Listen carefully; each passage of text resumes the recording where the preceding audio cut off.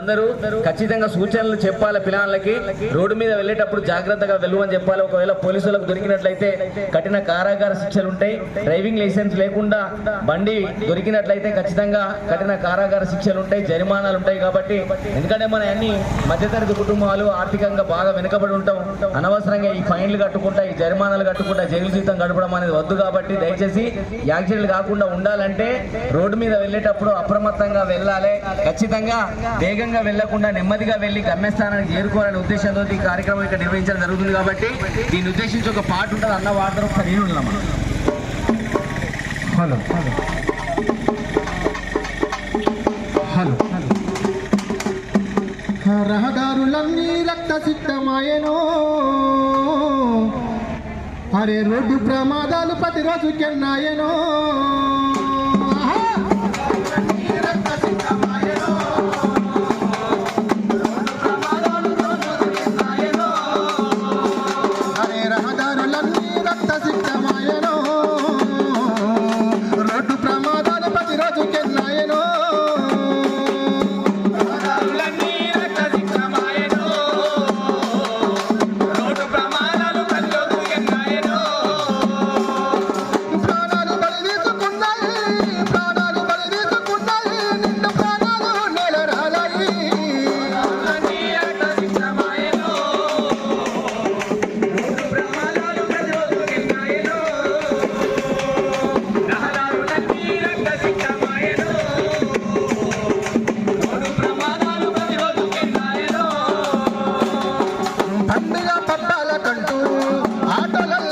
మిలితే ఆటోల డెక్కుల మూత వెనుక ముందు వాడు చూడడు, ఏమేమో ఆలోచిస్తుంటాడు.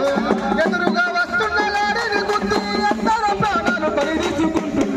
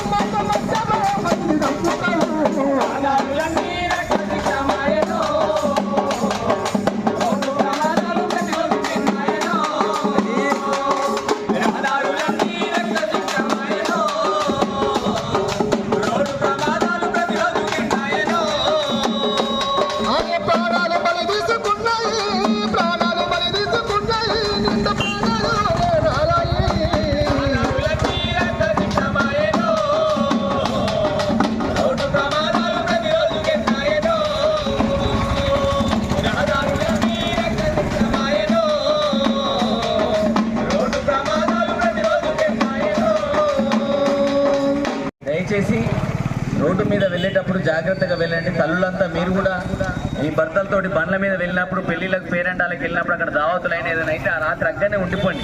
ఎందుకంటే ఈ చీకట్లో వాడి వచ్చినా కానీ, మనం మంచిగా వచ్చినా కానీ ఎదురుగా వచ్చే వాళ్ళు ఎట్లా వస్తారో మనకు తెలియదు. కాబట్టి ప్రమాదాలకు గురై ప్రాణాలు కోల్పోవడం లేకపోతే కాళ్ళు ఎక్కడం అనేది జరుగుతుంది. కాబట్టి దయచేసి ప్రతి ఒక్కరు ప్రమాదాలు నివారించడానికి ప్రతి ఒక్కరు అప్రమత్తంగా వేగంగా వెళ్ళకుండా నెమ్మదిగా వెళ్ళి మీ గమ్యస్థానం చేరాలని అక్కడ ఎక్కువ ఆయన చెప్తారు. ఈ కార్యక్రమంలో సహకరించినందుకు ప్రతి ఒక్క తల్లులందరికీ పేరు పేరున కృతజ్ఞతలు తెలుపుతున్నాం.